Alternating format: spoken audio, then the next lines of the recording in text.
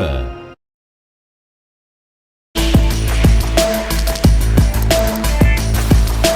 Bom, no Cidade Entrevista de hoje nós vamos conversar com o advogado previdenciário Nemésio Vasconcelos, que já está aqui conosco. Renata, o nosso tema é a revisão anunciada pelo INSS de aposentadorias por invalidez. São mais de 800 mil benefícios que vão passar por esse pente fino e a gente vai tentar entender quais vão ser os critérios para essa avaliação do INSS. O doutor Nemésio já está aqui com a gente. Doutor Nemésio, muito obrigado pela presença. Bom dia para o senhor.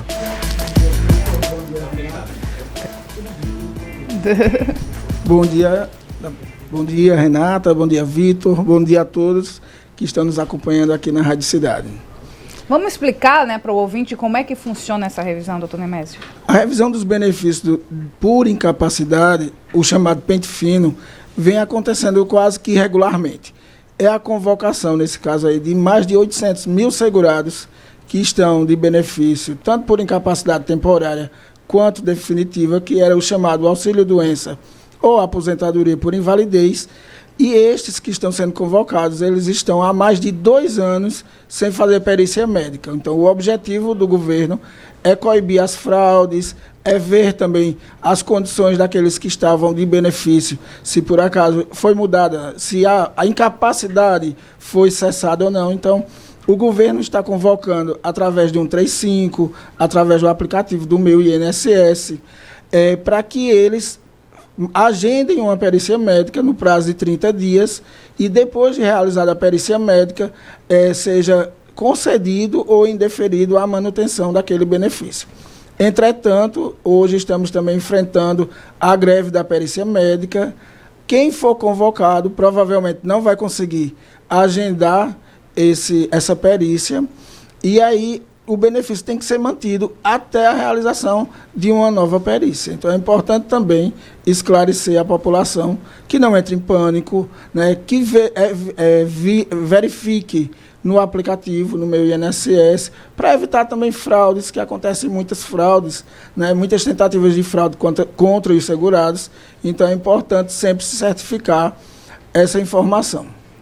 Doutor, não existe também aquela vistoria, não é vistoria o nome, perícia, desculpa. Não tem a perícia que é feita de maneira virtual, você manda lá os documentos e é feita a vistoria? Essa está funcionando? Você pode usar ou não? Esse aí é o AtesteMed. AtesteMed, o AtesteMed, ele funciona justamente, foi criado pelo atual governo no sentido de evitar a demora na fila do agendamento. Hoje a gente já tem um represamento aí de mais de 650 mil segurados aguardando marcação de perícia. Então, o AtesteMed evita justamente a demora na análise do benefício. Como é feito o AtesteMed? O AtesteMed e o segurado agenda via aplicativo, junto ao laudo médico, que tem que ter a descrição da incapacidade, do tempo de recuperação, para que a inteligência artificial analise os requisitos da concessão ou não. No caso, sendo concedido, o benefício pode durar até 180 dias. Mas serve para revisão também, o AtesteMed? Não, para revisão não.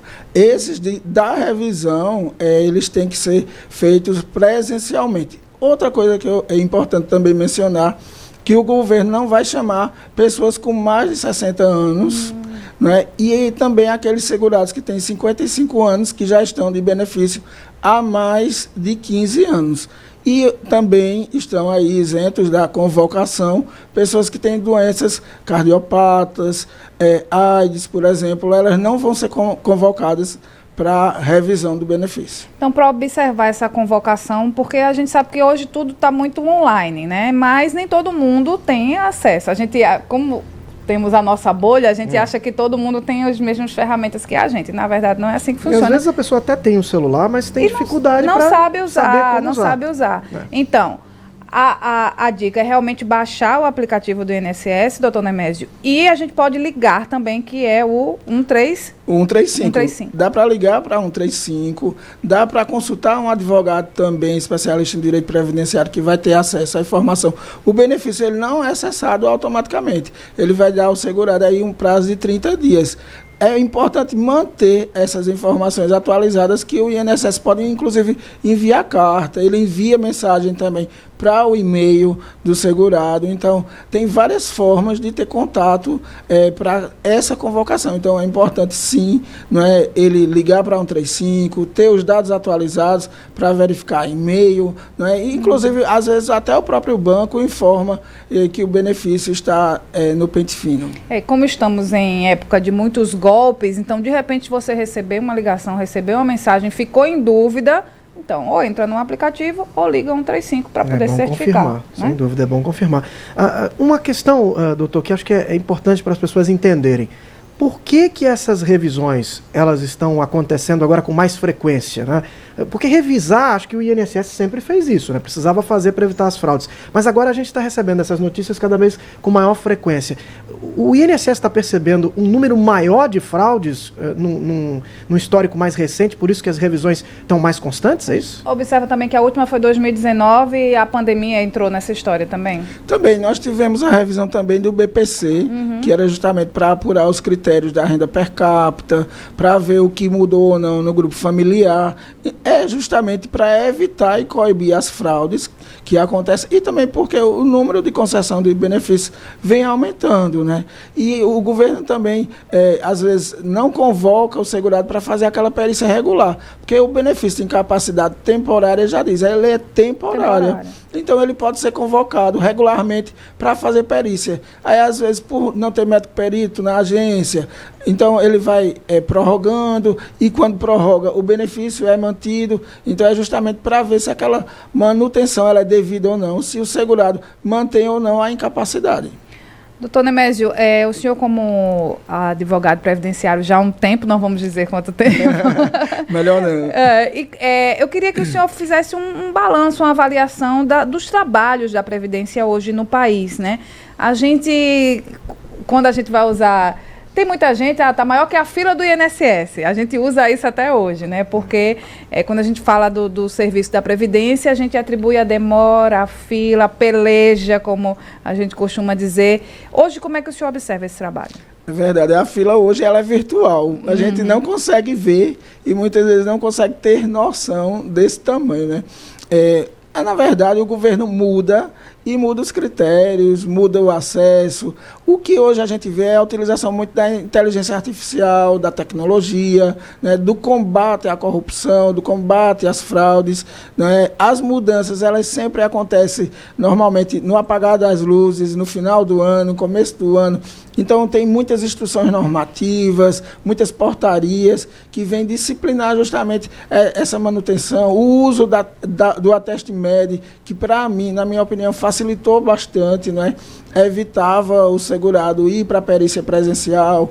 Agora, aí, o que acontece? Por outro lado, pode haver mais fraudes, porque aí tem que haver cruzamento de dados para verificar a autenticidade ou não do laudo médico, né? O laudo médico também que passa a ser muito importante na análise do benefício, porque tem critérios, tem que ter o CID da doença, tem que ter o tempo de repouso, tem que conferir também se está carimbado, se está datado, se tem um médico especialista. Então, a gente vê que tem muitas mudanças nesse sentido e, na minha opinião, são sempre importantes, né?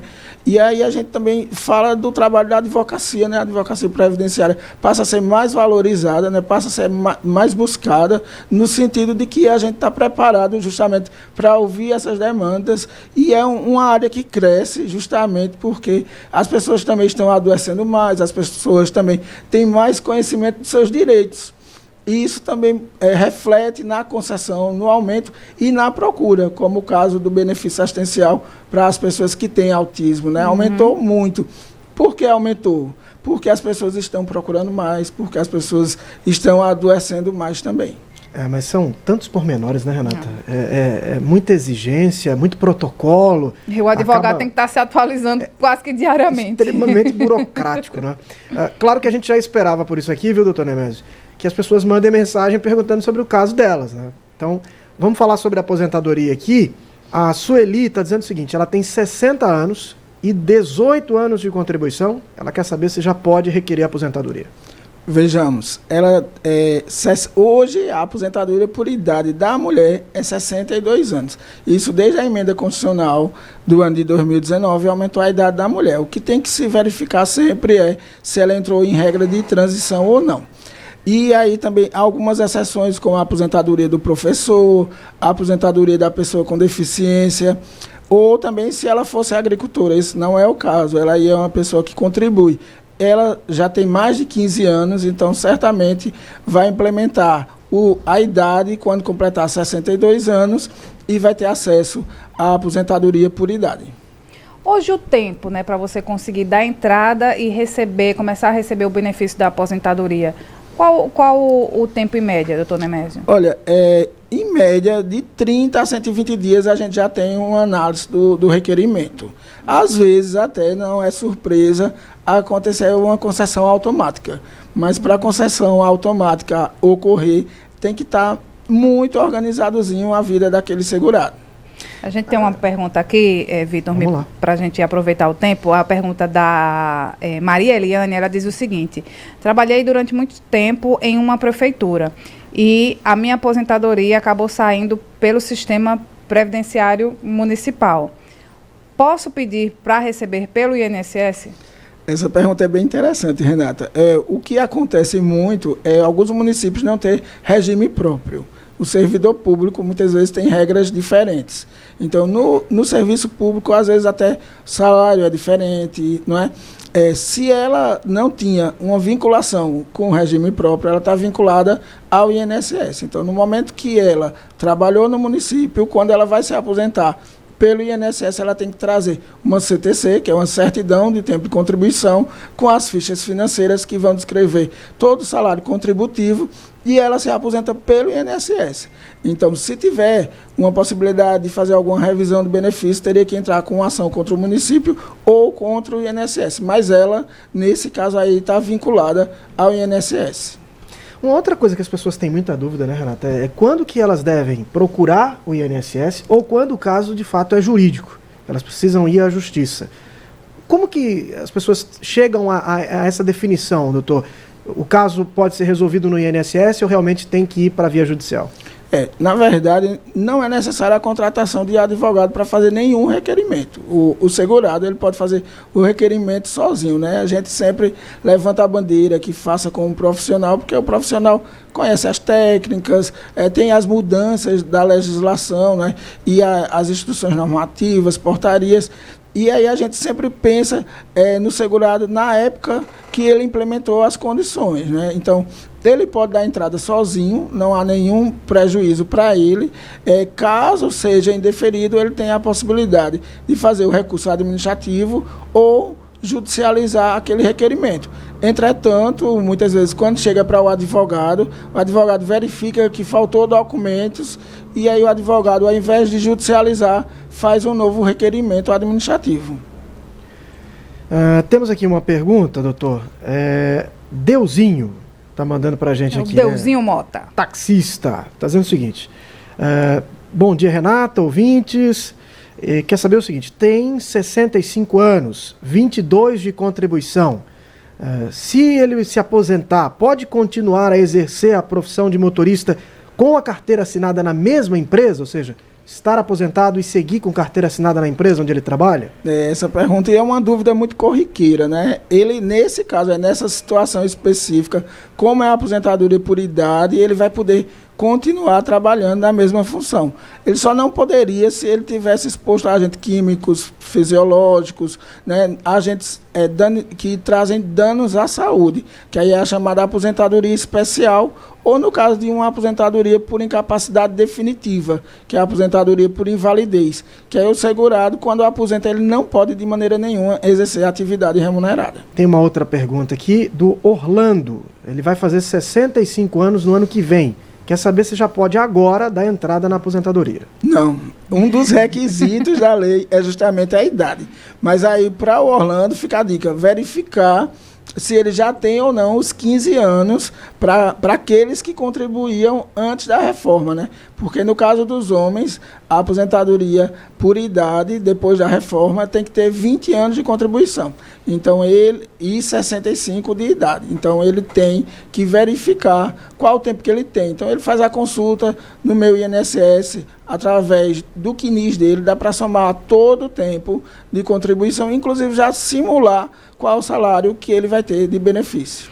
O Paulo Soares está aqui perguntando, já estou há 2 anos sem trabalhar, sem carteira assinada. Gostaria de contribuir. Queria saber um pouco mais de informação sobre um carnê laranja, que minha vizinha falou sobre ele. Eu acho que é do autônomo, né? Do autônomo. E tem umas diferenças também, né, doutor? Se o senhor puder explicar, tem umas diferenças de percentual, de quanto que você vai pagar, que também reflete na hora que você for pedir lá a aposentadoria, quanto você vai receber, né? Nós temos o contribuinte individual, que é aquele que é o autônomo, que paga 20%. No caso, se o salário mínimo hoje é R$ 1.500, 20% daria R$300. Então, esse salário de contribuição dos 20% para o autônomo depende da renda. Se eu digo que ganho 5.000, eu vou ter que pagar 20% disso, como autônomo. Mas tem o de baixa renda, o facultativo, que pode ser 7%, 11% também. Então, tem que ver se está escrito no CAD único. Se ele tiver escrito no CAD único, por exemplo, ele vai poder contribuir em cima de 11%. E onde é que se pega essas informações, doutor Nemésio? Onde é que consegue esse carnê laranja? Não, onde? Tem até ainda o carnê laranja, ele vende, né, esse carnezinho. Vende onde esse carnê laranja? Na livraria. Livraria, né? Eu ia dizer na estudantil, na livraria. Vende na livraria. Mas é sempre importante, tem como emitir essas guias através do aplicativo do Meu INSS. Você entra no Meu INSS e lá tem dizendo para você emitir sua GPS, para emitir sua contribuição como facultativo de baixa renda ou não, entendeu? Também tem a questão dos MEIs, né, que contribuem mensalmente, que vai contar também aí para efeito de tempo. Então, é importante, até ele falou aí que está com 24 meses sem trabalhar. Então, tem que ver, ele já está próximo de perder a qualidade de segurado. Então, se ele tiver uma doença, por exemplo, ele não vai ter cobertura porque perdeu a qualidade de segurado. A qualidade de segurado, ela é mantida depois que você sai do emprego ou depois que você deixa de contribuir 12, 24 ou até 36 meses. Mas é preciso saber quanto tempo de contribuição ele já tinha. Perfeito. Muito bem. Eu lembro, bem rapidinho, só para fazer essa pergunta para a gente encerrar, eu lembro uma vez uma amiga, ela perdeu o emprego, ela foi desligada e ela ficou com o seguro-desemprego. E ela ficou muito angustiada porque não queria parar de contribuir. E ela acabou contribuindo nesse carnê laranja e o seguro-desemprego dela foi suspenso. Porque ela só deveria contribuir depois que cessasse o seguro-desemprego. Porque se entende que você está com a renda ainda, exatamente, né? Na verdade é que você voltou a trabalhar. Se você voltou a trabalhar, você não vai ter juízo ao seguro-desemprego, né? Se ela tivesse aguardado o recebimento e contribuído depois, ela não teria que ter devolvido nenhum valor.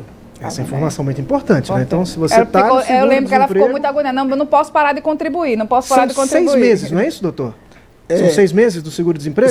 5 a 6 meses. 5 a 6 meses. Não então, se você está no seguro-desemprego, espera acessar esse prazo. Terminou o tempo de seguro-desemprego, aí sim, você vai contribuir. Porque, inclusive, a qualidade de segurado dele é mantida, não é? Às vezes 12, 24, 36 meses. Então, até se tivesse aí uma situação que ela pudesse buscar o benefício por incapacidade temporária, ela ainda estaria dentro do período de carência. Eu lembro, na época, ela disse, não, é porque se eu não contribuir, aí vai faltar tempo para eu me aposentar na frente. Ela estava contando o tempo que faltava, né? É muito importante até ter conhecimento das regras de transição que foram implementadas com a reforma da Previdência. Então, é um tema que sempre tem muitas discussões e aí a gente fala muito sobre o direito previdenciário e é importante justamente conhecer, né, e ter acesso ao Meu INSS, ao CNIS, porque muitas vezes a empresa não contribuiu, trabalhou para a prefeitura e a prefeitura não contribuiu. Então, faz um planejamento previdenciário, faz um requerimento no INSS e já leva esses documentos para comprovar que havia a contribuição, porque já passa a contar o tempo, né? Fora os segurados especiais rurais, que não contribuem diretamente, né, mas que podem comprovar a atividade rural e têm direito aos mesmos benefícios daqueles que contribuem, né, que é aposentadoria, salário maternidade, pensão por morte, até o auxílio reclusão e segurados rurais também podem ter acesso. Doutor Nemésio Vasconcelos, muito obrigado aqui pela presença e até uma próxima oportunidade. A gente vai ter que trazer o senhor aqui para explicar essas regras de transição. São muitas regras. São bem complicadas para o pessoal entender. Até a próxima, doutor. Tá, agradeço demais aqui a todos vocês. Manhã Cidade. Entrevista.